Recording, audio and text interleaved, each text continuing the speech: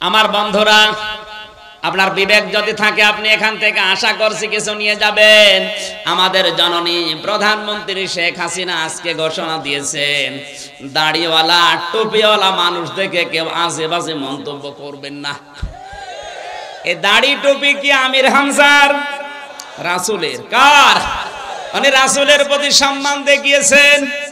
ওনার জীবনে যদি কিছু কবুল না হয় অন্তত এই কথাটা কবুল হবে। কারণ বিশ্বনবীর পক্ষে পৃথিবীতে যে যা করেছে আল্লাহ কাউকে মাহরুম করেন নাই, কিছু না কিছু দিয়েছেন। নবীজির আপন চাচা আবু লাহাব এই লোকটার মতো নবীকে কষ্ট দিয়েছে পৃথিবীতে আমি আর কাউকে পাইনি। কারণ তার পুরা জীবন পড়ে দেখেছি, সব চাইতে বেশি কষ্ট দেওয়ার কারণে আল্লাহ তার নাম ধরে একটা সূরা দিয়েছেন, সূরা লাহাব। কোন সূরা? আল্লাহ তাআলা বলেন তাব্বাত ইয়াদা আবি লাহাবি ওয়া তাব। শব্দের দিকে খেয়াল করেন। তাব্বাত ইয়াদা নেছিল 2 বছরের কারণে নুনটা পড়ে গেছে। আল্লাহ তাআলা বলেন তাব্বাত ইয়াদা, ধ্বংস হয়ে যাক আবু লাহাবের 2 হাত, এবং সে নিজে, এবং সে ধ্বংস হয়েছে। শব্দের দিকে খেয়াল করলে দেখতে পেলাম আবু লাহাব নবীকে পাথর নিক্ষেপ করেছিল 1 হাত দিয়ে। কয় হাত? এখানে আল্লাহ কয় হাতের কথা বললেন? আরো জোরে। আল্লাহকে অবিচারক না মানে? এখানে এদন না দিয়ে এদা দিলেন কেন? আপনি যদি এই মোবাইলটা এখন এভাবে নিক্ষেপ করেন, দেখবেন এই হাত দিয়ে যদিও জোরে নিক্ষেপ করবেন, এই হাত নড়াচড়া করবে। আসতে বলে আবু লাহাব পাথর ঠিক নবীর দিকে এভাবে নিক্ষেপ করেছিল, কিন্তু ওর এই হাত, এই বামটা নড়াচড়া করে শক্তি জুগিয়েছিল। আজ বাংলাদেশ সহ বিশ্বে যারা বিশ্ব নবীর আদর্শের বিপক্ষে আছেন, নবীওয়ালা মানুষগুলোর বিপক্ষে আছেন, আল্লাহর নবীকে নিয়ে যারা কটূক্তি করেন, বাবারও ক্ষমতা আপনার ছিল না যদি পেছন দরজা দিয়ে আপনাকে কেউ নাড়াচাড়া না দেয়। আপনাকে আহ্বান জানাচ্ছি, হয়তো ডান হাত দিয়ে অনেকে চেষ্টা চালাচ্ছে বিভিন্ন কায়দায়, আপনি যে রাঘব বোয়াল বাম হাত দিয়ে পেছন দরজা দিয়ে নাড়াচাড়া দিয়ে সাহস যোগাচ্ছেন, আল্লাহ পাক যদি আপনাকে ধরে, পেছন দরজায় যারা আছে তারাও ছাড় পাবেন না। আল্লাহ ইয়াদা শব্দ দিয়ে এটা জানিয়েছেন, আবু লাহাবের তো 1 হাত ধ্বংস করলে ওর শাস্তি হয়ে যেত। ওর ডান হাত ব্যবহার করে নবীকে কষ্ট দিয়েছে, বাম হাতটা আমি ধ্বংস করলাম এই কারণে, কারণ ওই হাত একটু নড়াচড়া করে সাহস জুগিয়েছিল, শক্তি জুগিয়েছিল। এতটুকুই না, ও যার উপরে ভর করে এই কাজ করত, ওর প্রভাব প্রতিপত্তি ছিল, টাকা পয়সা ছিল, এই কারণে আল্লাহ পরবর্তী আয়াতে দিয়েছেন মা গনানুহু মালুহু ওয়া মা কাসাব। যার উপরে নির্ভর করে নবীর বিরুদ্ধে অবস্থান নিয়েছো, তোমার ওই টাকা পয়সা কোনো কাজে আসবে না যেগুলো তুমি অর্জন করেছিলে। আবু লাহাব ওই সময় ছিল ওই দেশের ধর্মমন্ত্রী। কি ছিল? আসতে বলেন। ওর ধর্মমন্ত্রীকে পর্যন্ত আল্লাহ ছাড়েননি। অমা কাসাবা, সে যা অর্জন করেছিল, টাকা পয়সা, ক্ষমতা, প্রভাব প্রতিপত্তি, কার পেছনে লাগার কারণে? নবীজির। জোরে বলুন। আল্লাহ তো শেষ করতে পারতেন এই 2টা আয়াত দিয়ে। আল্লাহ তাআলা বলেন সায়াসলানা রং দাতালাহাব। এত রাগ আমার আল্লাহ, এত ঘৃণা তার উপরে প্রদর্শন করেছেন, এই 2টা আয়াত দিয়ে আল্লাহ এই সূরা শেষ করেননি। আল্লাহ সিন দিলেন, সিন সাউফা কদ লাম, এরকম 13টা শব্দ আছে আরবি গ্রামারে। কোন সেন্টেন্সের আগে যদি একটা আসে অর্থ হয় অতি তাড়াতাড়ি।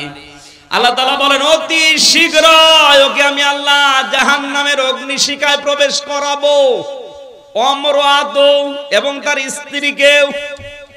প্রশ্ন আসতে পারে, তার স্ত্রীর দোষ কি নাকি? আবু লাহাবের স্ত্রীর 2টা দোষ ছিল। 1 নম্বরে নবীজির আপন চাচী সব সময় ঘরের কথাগুলো যা শুনতো ওগুলো বাইরে যে মানুষের কাছে প্রকাশ করে দিত। দুই নম্বরে নিজের স্বামীকে দিয়ে সব সময় নবীকে কি করে কষ্ট দেওয়া যায়, দুঃখ দেওয়া যায়, এই বুদ্ধি পরামর্শগুলো বাড়িতে বসে বসে স্বামীকে দিত। আজও বাংলাদেশে অনেকে টক শো করে দেখবেন বসে বসে আল্লাহর নবীর বিরুদ্ধে কথা বলে, যারা আছে ওদেরকে আরো বলার জন্য উদ্বুদ্ধ করে। অত জোরে বলার দরকার নেই, আসতে বলে। আমার তো মনে হচ্ছে আপনি আবুল আহাবের স্ত্রী উম্মে জামিল, এই মহিলার ছোট বোন, আসতে বলে। আবুল আহাবের স্ত্রীর সবচাইতে মারাত্মক অপরাধ দুনিয়ায় ছিল এই মহিলা তালাতালি করা ভালোবাসতো। তালাতালি বোঝেন? বোঝেন না? একজনের কথা আর একজনের কাছে লাগিয়ে সম্পর্ক নষ্ট করা, এটা তো এ নওগাঁয় নেই, আছে মানে এটা বেশি।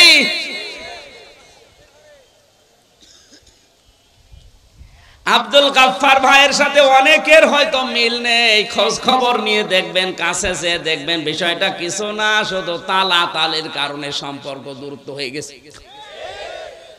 তালাতালি করা কত বড় মারাত্মক অপরাধ। আল্লাহর নবী বলেন যে এলাকায় মানুষ তালাতালি করে ওই এলাকার মানুষের দোয়া কবুল আল্লাহ বন্ধ করে দেয়। আমরা এত বিপদে পড়ার পরে দোয়া করলে কবুল হচ্ছে না, আমার মনে হয় তালাতালি করা কোন লোক এলাকায় আছে না? নেই। এটা মেয়েদের ভেতরে বসে এক জায়গায় বসলে শুধু আসতে বলে। আমি একটা হাদিস বলছি, এবার শোনেন, তিরমিজি শরীফের হাদিস। আল্লাহর নবী বলেন কিয়ামতের দিন আল্লাহ 5 প্রকার মানুষের দিকে ফিরে তাকাবেন না। আপনি কি লক্ষ্য করলেন কি বললাম? কিয়ামতের দিন 5 প্রকার মানুষের দিকে আল্লাহ ফিরেও তাকাবেন না। তার 1 নম্বরে যারা তালাতালি করে দুনিয়ায়। কারা আছেন এই চরিত্রের হাত তোলেন তো?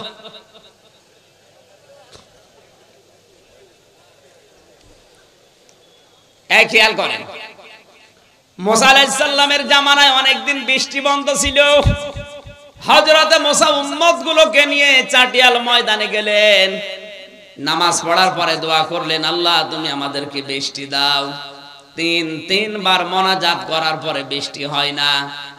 মুসা নবী রাগী নবী ছিলেন, তিনি রেগে গেলেন, ডাক দিয়ে বলে, রব্বুল আলামিন, এগুলো নয় আমার উম্মত, আমার মায়া লাগে, কিন্তু তোমার তো বান্দা, তোমার মায়া লাগে না।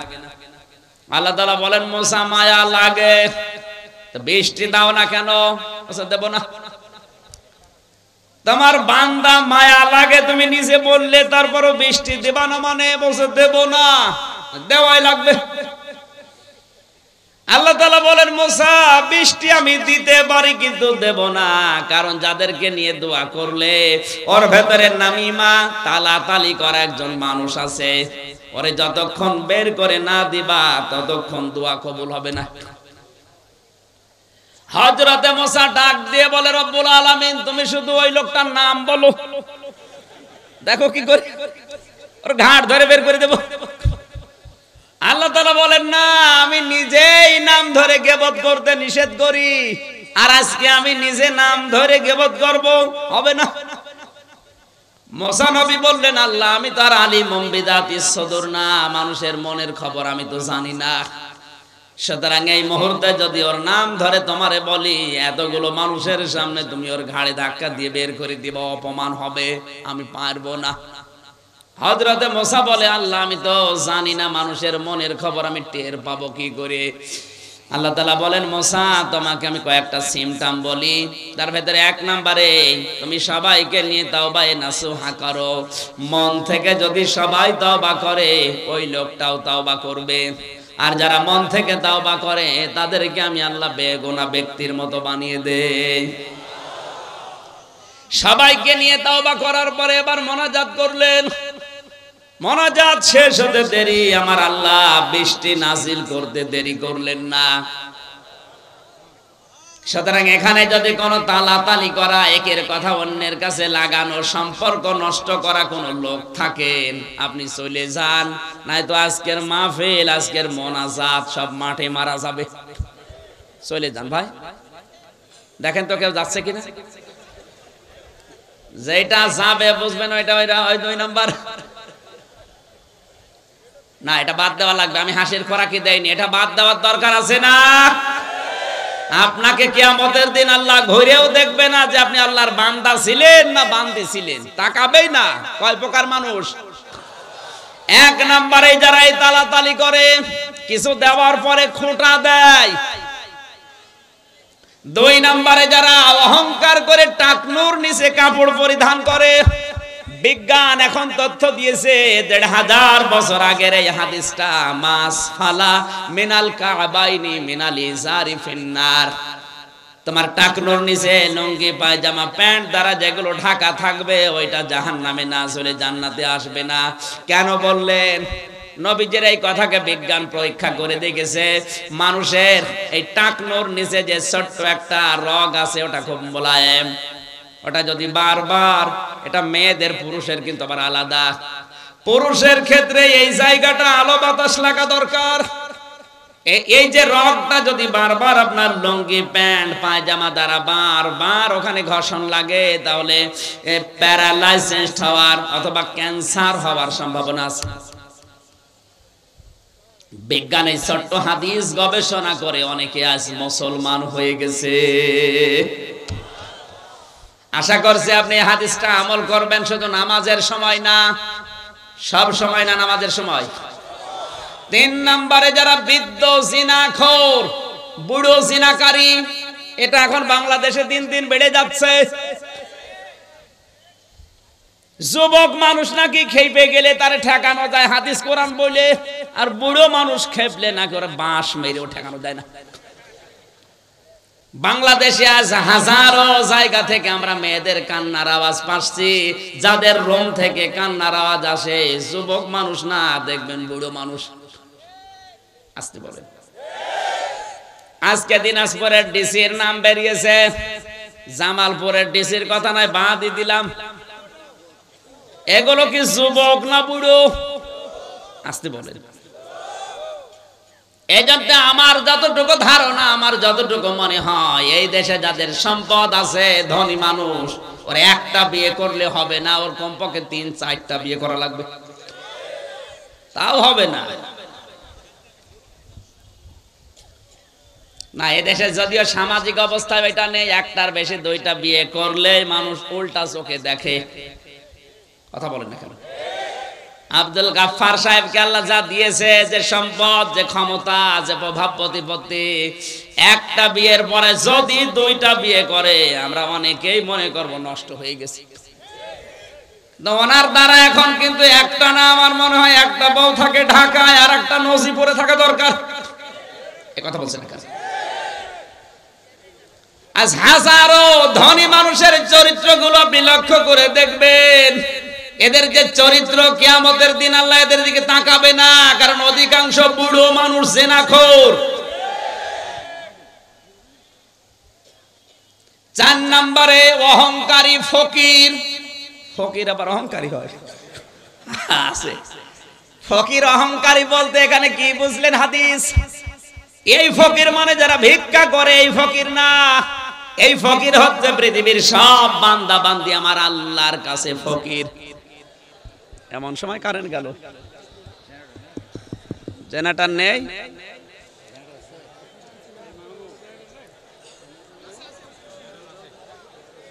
এত দেরি হলে তো সম্ভব না। ওখানে একদম বসে থাকেন। আমাদের বিদ্যুৎ অফিসের এরকম ইনফরমেশন ছিল না। ইলাহা ইল্লাল্লাহ সুবহানাল্লাহ আলহামদুলিল্লাহ লা ইলাহা ইল্লাল্লাহ সুবহানাল্লাহ আলহামদুলিল্লাহ লা ইলাহা ইল্লাল্লাহ লা ইলাহা ইল্লাল্লাহ মুহাম্মাদুর রাসূলুল্লাহ। আমার ভাইরা, আল্লাহ আল্লাহ রাব্বুল আলামিনের তুলনায় আমরা যারা পৃথিবীতে আছি, আল্লাহ বর্ণনা দিয়েছেন আল্লাহুল গনিয়্যু ওয়া আনতুমুল ফুকারা। এ পৃথিবীর মানুষেরা, আমি আল্লাহ শুধুমাত্র ধনী, তোরা সব ফকির। আল্লাহর তুলনায় আমরা কি? আরো জোরে। শুধু ফকির না, ফকিরের ঘরের ফকির। ফকির না আমরা? এই জন্য ফকির যারা আমরা, আমাদের অহংকার সাজে না। কি হনু রে, হনুমান হয়ে গেছে। অহংকার যাদের ভেতরে পয়দা হয়, এটা দূর করা লাগবে, নয়তো কিয়ামতে আপনি আল্লাহর নজর পাবেন না। শেষ নাম্বারে আল্লাহর নবী বলেন, কিয়ামতের ময়দানে ওই মানুষগুলোর দিকে আমার আল্লাহ তাকাবে না যারা, এটা আর বলার দরকার নেই,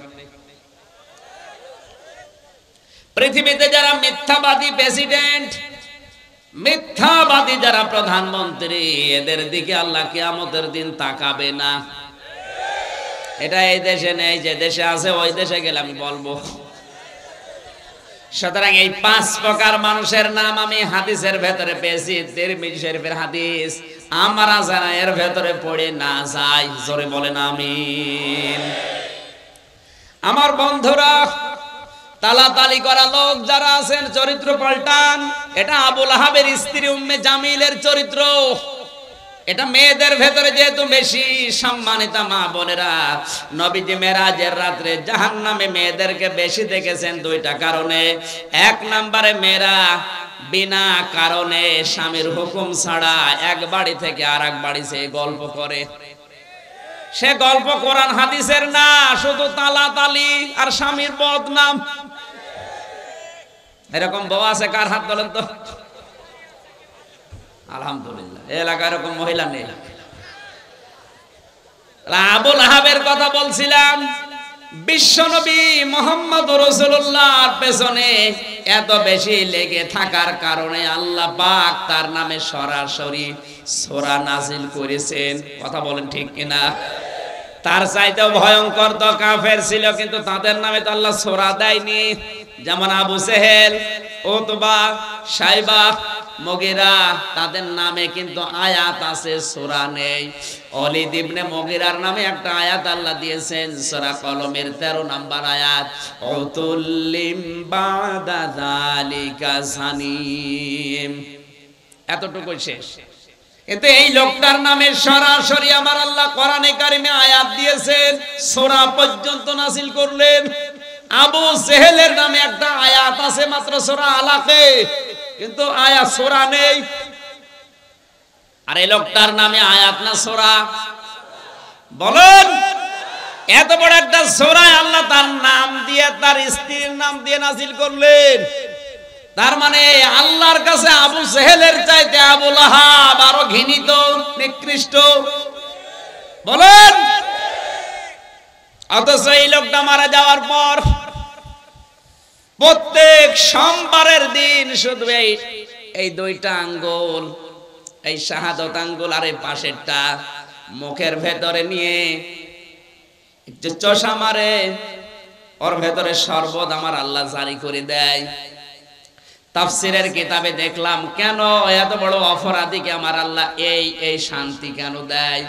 আল্লাহর নবী যেদিন জন্মগ্রহণ করে, বিশ্ব নবীর এই জন্মের কথা আবুল আহাবের এক দাসী, বাড়ির কাজের মেয়ে, এই মেয়েটি যে ডাক দিয়ে বলে, মালিক আমি জানি আপনার হুকুম ছাড়া বাইরে যাওয়া নিষেধ, কিন্তু আজকে আপনাকে আমি এমন একটা সংবাদ দেওয়ার জন্য এসেছি যেটা না দিয়ে আমি আর স্থির থাকতে পারলাম না। আপনার মরা ভাই আব্দুল্লাহর একটা এতিম সন্তান দুনিয়ায় এসেছে, আকাশের চাঁদের চাইতেও সুন্দর। আপনার ভাই থাকলে অনেক খুশি হতো। আবুল আহাব ওই দিন ডাক দিয়ে বলেছে, আমার ভাই থাকলে আনন্দ তো অনেক বেশি হতো। আমার ভাই যখন নেই, আমার মরা ভাই আব্দুল্লাহর এতিম সন্তানের সুসংবাদ যখন দিলে, তোমার আজ খালি হাতে ফেরত দিতে পারি না। আজকে তোকে আমি একটা পুরস্কার দিলাম, এই 2টা আঙ্গুল দিয়ে বলেছিল তোরে আমি আজাদ করে দিলাম, মুক্ত করে দিলাম। আল্লাহ পাকের কাছে এই এই এই বিষয়টা এত পছন্দনীয়, কারণ এই কথাটা করেছে, এই কাজটা করেছে ও নবীর পক্ষে। কার পক্ষে বলেন? এত বড় কাট্টা কাফের নবীর পক্ষে অবস্থান নেওয়ার কারণে এই যে দুই আঙ্গুল নিয়ে, এই জন্য কিয়ামত পর্যন্ত ওই দুইটা আঙ্গুল শুধু সোমবারের দিন একটু চষা দেবে, সর্বদা আমার আল্লাহ জারি করে দেবে। বারবার এত ডিস্টার্ব হয় কেন? আমার বন্ধুরা, আমরা অনেকেই বালাগাল উলাবি কামালিহি পড়ে। আমার তো মনে হয় অনেক মুসলমান এটাকে দরুদ শরীফ মনে করে পড়ে, অথচ এটা দরুদ না, এটা কোরআনেরও আয়াত না, হাদিসেও নেই, এটা একটা কবিতা। এটা কি বলেন না কেন? আমি বিশ্বের যতগুলো দেশ এবার ঘুরেছি, যতগুলো দেশ, আমি যতগুলো দেশে ঘুরলাম, সব দেশে কম বেশি এই বাক্যটা চলে, বালাগাল উলা বিকামালিহি কাশাফাত দুজা বিজামালিহি হাসনাত জামিউ খিসালিহি সাল্লু আলাইহি ওয়া আলিহি। তাও মানুষ এমনি এমনি পড়ে না, মহব্বত দিয়ে, ভালোবাসা দিয়ে, দরদ দিয়ে পড়ে। কেন? এটা কিন্তু নবীজি নিজে লেখেন নাই, সাহাবী লেখেন নাই, লিখেছেন শেখ সাদি রহমতুল্লাহ আলাইহি। সারাটা জীবন বিভিন্ন কবিতা লিখেছেন। 120 বছর তিনি হায়াত পেয়েছিলেন। 30 বছর একাধারে তিনি ছোটবেলা থেকে জ্ঞান অর্জন করেছিলেন। বাকি 30 বছর তিনি ওই জ্ঞানকে বিতরণ করেছিলেন। বাকি 30 বছর তিনি বিভিন্ন দেশে সফর করেছিলেন। বাকি জীবনের শেষ 30 বছর তিনি হাজারো বই লিখেছিলেন। গরিষ্ঠা অবস্থা এর ভেতরে অন্যতম হচ্ছে এই চরণটা। কলম হাতে নিয়ে চিন্তা করলেন, পৃথিবীতে কত কিছু লিখলাম, কিন্তু নবীজির নামে আমি তো কিছু লিখতে পারলাম না। কলমটা হাতে নিয়ে তিনি এই 3টা চরণ লিখলেন, কিন্তু 4র্থ নম্বর লাইনটা তার আর মনে আসে না। তাহাজ্জুদের নামাজ আদায় করে যায় নামাজে ঘুমিয়ে গেলেন। গভীর রজনীতে বিশ্বনবী এসে ডাক দিয়েছে, সাদি কি লিখছিলে দেখাও। হযরতে শেখ সাদি বলে, হে রাসূল, জীবনে বহু কবিতা লিখেছি, কোনোদিন আমার কলম থেমে যায়নি। আজকে আপনার নামে লিখতে গিয়ে দেখি 3য় নাম্বার লাইনের পরে আমার আর মনে আসে না। আল্লাহর নবী বলেন, সাদি কি লিখেছো আমাকে শোনাও। স্বপ্নের ভেতরে শেখ সাদি এই 3টা লাইন শোনালেন।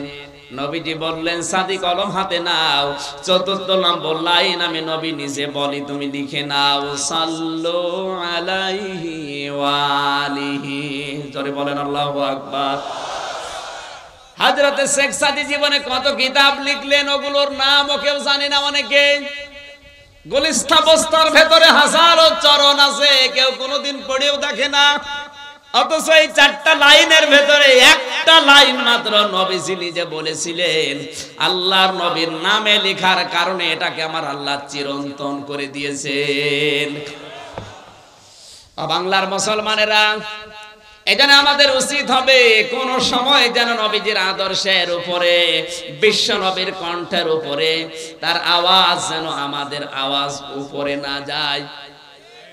তার আচরণগুলো যদি আপনার খারাপ লাগে আপনি চুপ থাকবেন, যদি ভালো না লাগে চুপ থাকবেন। আপনি বিরুদ্ধে অবস্থান নিলে কখন আপনার ঈমান আমল ধ্বংস হয়ে যাবে আপনি টেরও পাবেন না। বারবার কারেন্ট, একবারের জেনারেটরে চালান।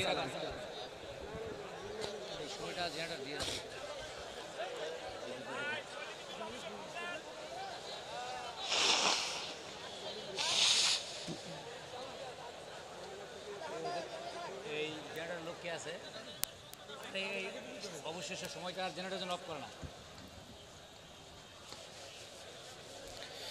সুবহানাল্লাহ আলহামদুলিল্লাহ লা ইলাহা ইল্লাল্লাহ আলহামদুলিল্লাহ লা ইলাহা ইল্লাল্লাহ লা ইলাহা ইল্লাল্লাহ মুহাম্মাদুর রাসূলুল্লাহ সাল্লাল্লাহু আলাইহি ওয়াসাল্লাম। আমার ভাইরা 6666টি আয়াত থেকে কোরআনে কারীমের সূরা তাওবার 72 নাম্বার একটা মাত্র আয়াত আমরা পড়েছি। পড়া কোরআনে আমার আল্লাহ তার মুমিন বান্দা বান্দীদের সাথে 25টি ওয়াদা নিজে করেছেন। কয়টা? আরো জোরে। এই 25টা ওয়াদার প্রথম নাম্বার ওয়াদা আল্লাহ তার মুমিন বান্দা বান্দীদের সাথে যেটা করলেন সেটা হচ্ছে তিনি মুমিন বান্দা বান্দীদেরকে জান্নাত দেবেন। আরো আসতে বলেন। এখানে ওয়াদা করছেন কে? কোথায়? কোরআনে। জোরে বলেন। কয়টা? এই একটা বললাম নাম। তিনি তার মুমিন বান্দা বান্দীদেরকে জান্নাত দেবেন, এই ওয়াদা আল্লাহ কোরআনে করলেন। যিনি ওয়াদা করছেন উনি আমাদের মতো না যে সকালে এক কথা বিকালে এক কথা। কথা বলেন না কেন? আল্লাহ তাআলা বলেন ইন্নাল্লাহা লা ইখলিফুল মিয়াদ। আমি যদি একবার কোনো বিষয় ওয়াদা করি তামাম দুনিয়া উল্টিয়ে যাবে, আমার ওয়াদা ভঙ্গ হবে না। আর ওয়াদা করেছেন যেখানে, একে যেমন তেমন কিতাব কত অথেন্টিক আপনাকে আমি আগেই বলেছি। কয়টা ওয়াদা? আজকের যে ওয়াদা প্রথম নম্বরে আল্লাহ তার মুমিন বান্দা বান্দীদের জান্নাত দেবেন। জান্নাত কিন্তু সবাইকে দেবেন না, দেবেন তার মুমিন বান্দা বান্দীদের। কথা বললেন না কেন? এবার আসেন তো আমার আল্লাহ ওয়াদা দিচ্ছেন কাদের সাথে? মুমিন কারা? ইন্নাল্লাহা আশতারা মিনাল মুমিনিনা আনফুসাহুম ওয়া আমওয়ালাহুম বিআন্না লাহুমুল জান্নাহ। সূরা তাওবা 111 নম্বর আয়াতে আল্লাহ তাআলা বলেন অবশ্যই আমি আল্লাহ ক্রয় করে নিয়েছি আমার মুমিন বান্দা বান্দীদের কাছ থেকে তাদের জান আর মাল বিনিময়ে তাদেরকে আমি আল্লাহ জান্নাত দিয়ে দিয়েছি। একটু খেয়াল করে শোনা লাগবে। জন্মের পর থেকে আপনি আয়াত শুনেছেন আমি জানি, কিন্তু এর ভেতরে তথ্য আছে। এখানে সরাসরি ক্রেতাকে, এই জবান খোলেন না কেন? জোরে বলুন। বিক্রেতা আমরা বললে হবে না। এখানে আল্লাহ পাক সবার কাছ থেকে কিনতে চান না। ইশতারা মিনাল মুমিনিনা, যারা মুমিন। এখন এই মুমিন কারা? আল্লাহর নবী বলেন মুমিন তো ওই লোকটা যার হাতের দ্বারা আর মুখের দ্বারা পৃথিবীর মানুষ শান্তিতে থাকে। এখানে হাত মানে শুধু এই হাত না। আল মুসলিমু মান সালিমাল মুসলিমুনা মিন লিসানিহি ওয়া ইয়াদিহি। এই লিসান মানে শুধুমাত্র এই মুখ না, ইয়াদুন মানে শুধুমাত্র এই হাত না। ইয়াদুনের ব্যাখ্যায় আমি পেয়েছি ইয়াদুন মানে ক্ষমতার হাত, ইয়াদুন মানে আইনের হাত, ইয়াদুন মানে প্রভাব প্রতিপত্তির হাত, ইয়াদুন মানে টাকা পয়সার হাত। এই সমস্ত হাতের দ্বারা মুখ মানে শুধুমাত্র এই ছোট্ট গর্ত, এই মুখ না। আপনার হাজারো মুখ থাকতে পারে, আপনার একটা ইশারায় হাজারো লাশ দুনিয়ায় পড়ে যেতে পারে। আপনি যেটা দিয়ে ইশারা দিয়েছেন মুখ দিয়ে, ওইটাও মুখ। আপনার হাতের দ্বারা প্রভাব প্রতিপত্তির হাত, ক্ষমতার হাত, আইনের হাত, টাকা পয়সার হাত, আপনার শরীরের হাত হতে পারে। এই হাতের দ্বারা মুখের দ্বারা যদি পৃথিবীর কোনো মানুষ আতঙ্কে থাকে, অশান্তিতে থাকে, আপনি আর যাই কিছু করেন না কেন এখনো মুমিন হতে পারেননি। এটা বাংলাদেশে হাদিসটা মিলান তো, এদেশে এখন মুমিন বেশি না কম? কম মানে নেই।